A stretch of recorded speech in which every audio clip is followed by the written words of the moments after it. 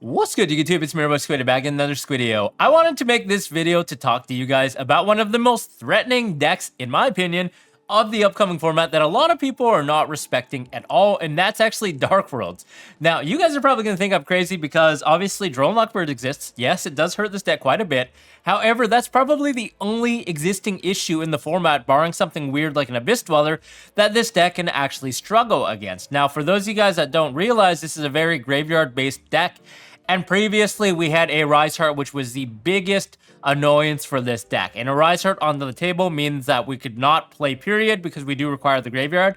And if you guys remember, if you've been following the channel for a while, we actually played Dark Worlds for the YCS Las Vegas 3v3 last year, finished with a personal record of 7-2, even with a bunch of Kashtira in the metagame. We were playing around a Rise Hearts all day long, and that was before Dark Corridor came out. This is a newer card that came out in the recent set, which says you can add a Dark World monster from your deck to your hand, then discard a card. It's uber consistent. It makes the deck a lot more consistent. You rarely brick now. Previously, you would brick if your opponent like sniped the danger sometimes. You just can't play. But now with Dark Corridor, the deck is so freaking consistent. And you also have answers built in with Dark Corridor and Grapha for annoying cards in the format like DDD High King Caesar. Now all you have to do is activate Dark Corridor, add a Grapha, discard the same Grapha, and use the effect to pop the High King Caesar. So this is really, really cool. I love what this card does for the deck. Even though it's only a hard once per turn, I feel like it's so good that we should definitely max out on it. So we guarantee that we're seeing it in our opening hand because this deck really struggles. Obviously, the only issue is the first turn, right? Like starting off with our plays. If we can get past that small choke point of being able to start playing, then it doesn't matter how many copies of bricks that we draw into, like Dark Corridor or multiple copies, we're still going to be able to use the rest of our advantage and cards to mount up a board and eventually loop our opponent's hand for cards in the amount of 4. Now, how this works for the newbies to Dark World is this deck actually hand loops your opponent going first. Anytime basically you're unimpeded, anytime your opponent does not have any interruptions, you will 9.9 times out of 10 be able to FTK your opponent by looping their hand for 4 cards using Silva Warlord of Dark World. How it works is if this card is discarded by your opponent's card effects, your opponent is forced to put 2 cards from their hand on the bottom of the deck, and that can be made easy using Ceruli Guru of Dark World, which is a card that says if this card is discarded by a card effect, special summon it to your opponent's field in defense mode. And when it's on your opponent's field, it activates and it says, if this card is special summoned by a Dark World card, your opponent discards 1 card. And because our opponent controls that card, our opponent's opponent is us, meaning that we will be discarding a silver from our hand that is discarded by the effect of an opponent's card, and then that will trigger the effect, forcing them to put back 2. We can recycle the Ceruli really easily using the cards in our extra deck, like Security Dragon, which returns a monster on the field to the owner's hand, or the Akashic Magician, which does the exact same thing. So we can do that multiple times and ensure that a loop 4 is happening. Now, you have to loop exactly 2 with Silva. So if they're starting with a 5-card hand, it means we're not going to be able to loop the last card, unless they happen to hand trap us, which is good for us, because then we can just loop their entire hand. Or you can play a card called Charge into Dark World, which allows you to loop the 5th card by resurrecting its Ceruli from our graveyard back to the field, and then forcing them to discard that last card in the hand. So really, really cool how that would work, but I feel like this card is a bit of a brick and there are better cards in the format to play, so it doesn't really justify this. Looping the difference between 4 and 5 cards does not matter because we're not just looping cards, we're also putting up a board of negates. We're able to easily establish powerful negates like Hope Harbinger, Appaloosa, and of course Big Daddy Grapha, which negates any card effects, changes the effect to your opponent discards 1 card, which is always a good thing. That's made really easily by Dark World Accession, which can banish fusion materials from our graveyard.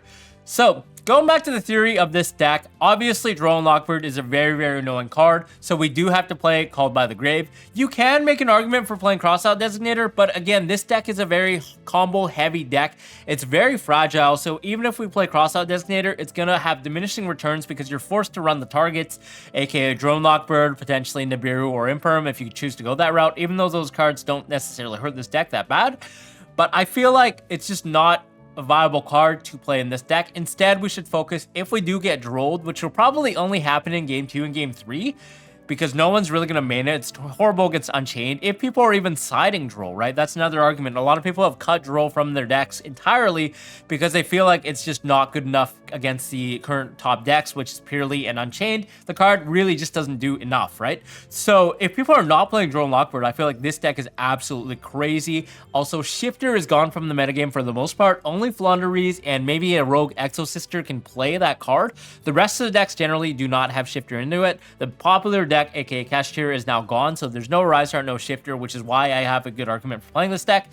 And all of that being said, we actually discovered a clever way to beat Droll and Lockbird going first in Game 2 and Game 3 with Tour Guide from the Underworld.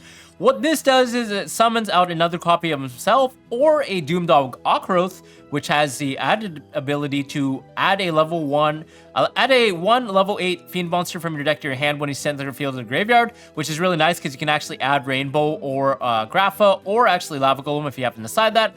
But more importantly, why is Tour Guide good? Well, we can actually overlay it with the level 3 to make number 75 Bamboozling Gossip Shadow, which is a generic rank 3 monster that says once per turn when an opponent's monster activates its effect, you can detach 2 materials from this card. The activated effect becomes both players draw 1 card. So what we're going to do is start our play by summoning Tour Guide Game 2, Game 3, overlaying for Gossip Shadow, and that means that if our opponent has the Droll and Lockbird, we can negate that effect by changing it into an effect where it says both players draw 1 card instead, which is really, really great for this deck, especially because we obviously want to draw extra cards so we can do the loop 4, and our opponents having 6 cards in their hand means we will be able to loop their entire hand in the event that they actually had 6 cards. I guess if they discard Droll, they would have 5, so yeah, never mind, ignore that. But the fact that we get to draw cards is always good.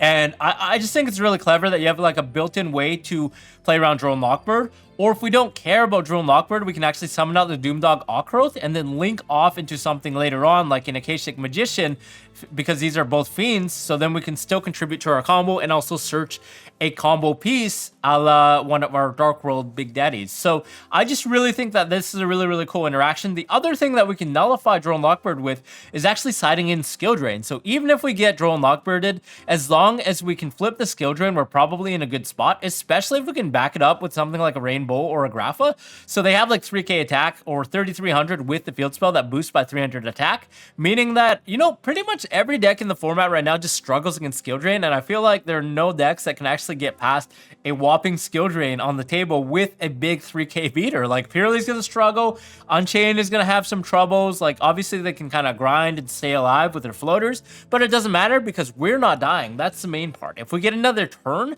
which I feel like a lot of the decks currently are mid-range based and they cannot actually OTK very easily, as long as we get another turn, we can actually start playing again and play through things, which is brings me to another point. This deck I actually think is a really, really, really good going second deck because you can play through basically anything as these cards are not once per turn. So as long as you're not under a blanket card like D-Shifter or Abyss Dweller, we will be able to play. We have cards like Radiant as well, which happens to be a fiend that we can draw really easily to get rid of annoying monsters.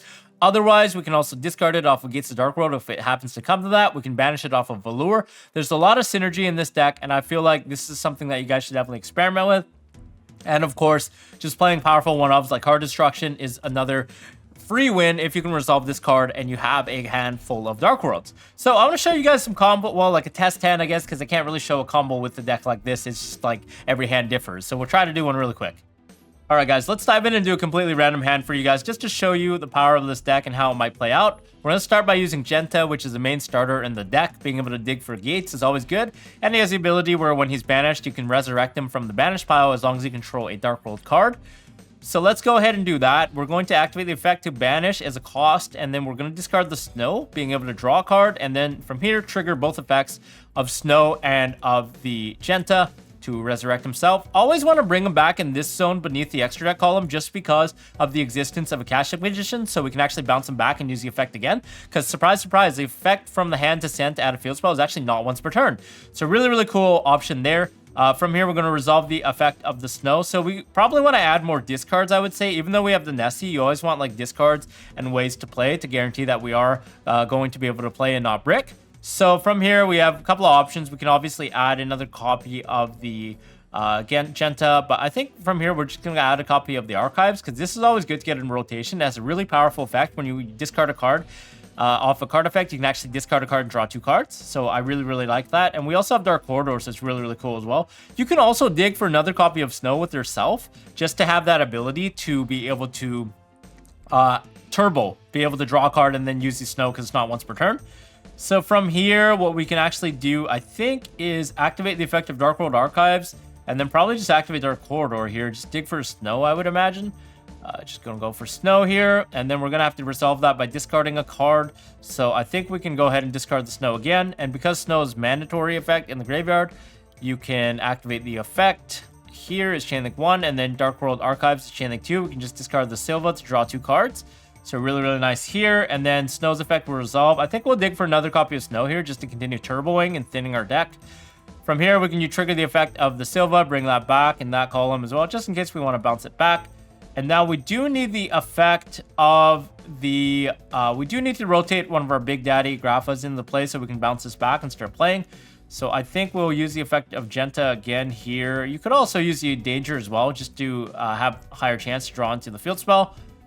But let's go ahead and go with this play. Use the effect of the field spell, banish the Snow, discard a copy of, well, I guess Snow, draw a card. Effect of Snow is going to trigger. From here, we can probably just add a copy of the Big Grapha, or the Rainbow rather, just to start playing. Add this to our hand, and then we can use the effect of the Nessie, I suppose, just to see. We still have the other effect of Dark World Archives as well to discard a Dark World card to start playing too, so that's really, really cool. I think we're going to keep Called By in our hand just in case our opponent has something like Ash or something like Last Minute. Also, it doesn't really matter if we discard it as long as we get the Nessie on the table. So 3, we're going to discard the Nessie, use the effect to add another copy of Danger. I think from here, we're just going to add a copy of the Danger Chupacabra because it happens to be level 4, so we can actually overlay if we get this on the table. It's always better to use your worst dangers first because you have a less chance of hitting them, obviously.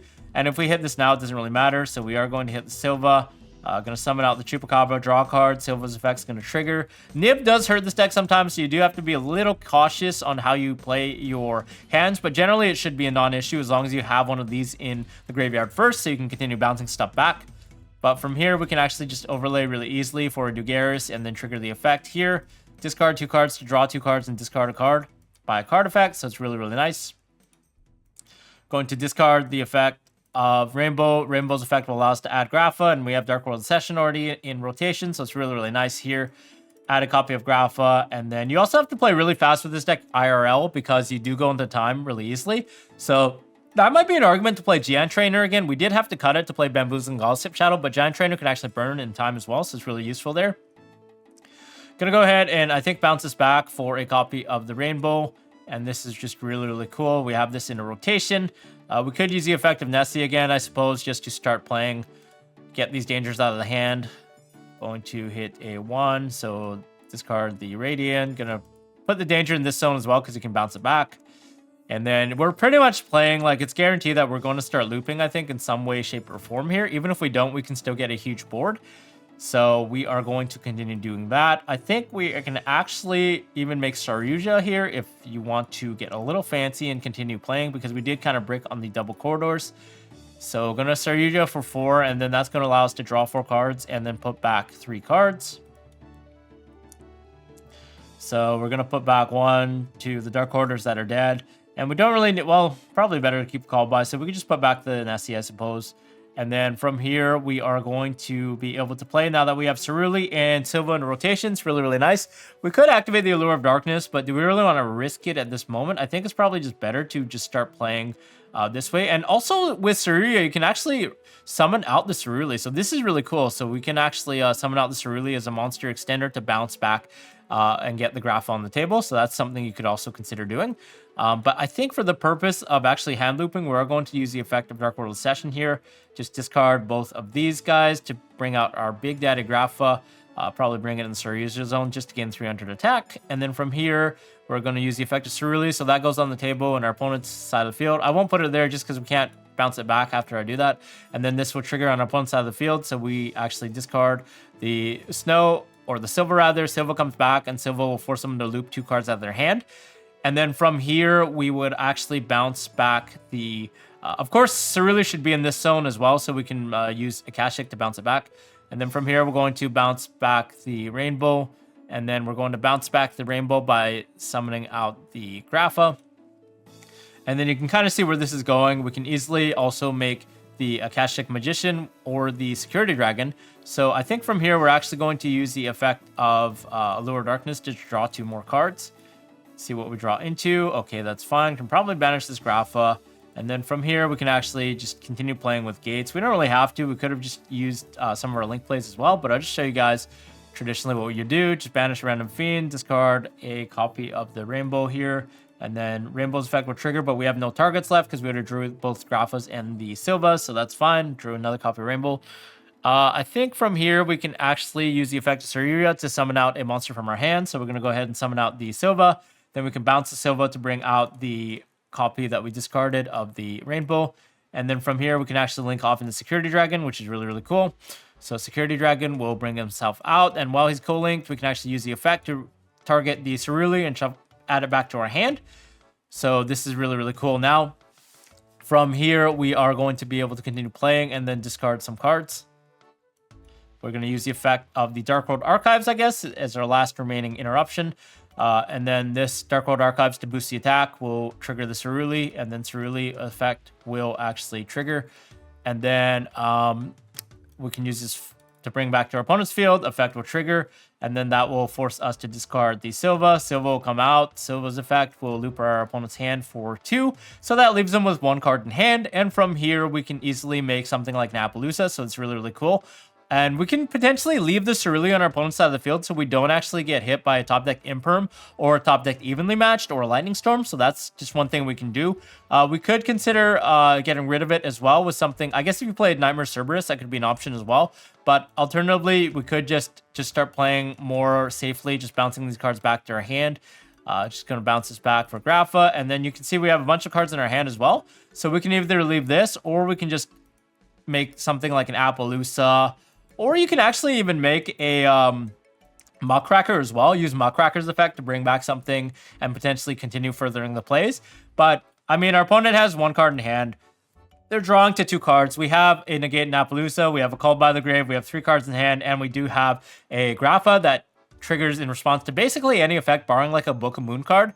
And then we can also get the secondary effects when we discard a card or like potentially Silva and then loop their hand again on their turn. So yeah, that's about it for the video. If you guys like this, definitely rate, comment, subscribe, and let me know what your thoughts on our Dark World. Is this a deck that can definitely be top tier? Is this a deck that people are not respecting? Or is it a deck that's going to be hampered? Let me know in the comments. Other than that, we'll see you in the next video. Bye-bye.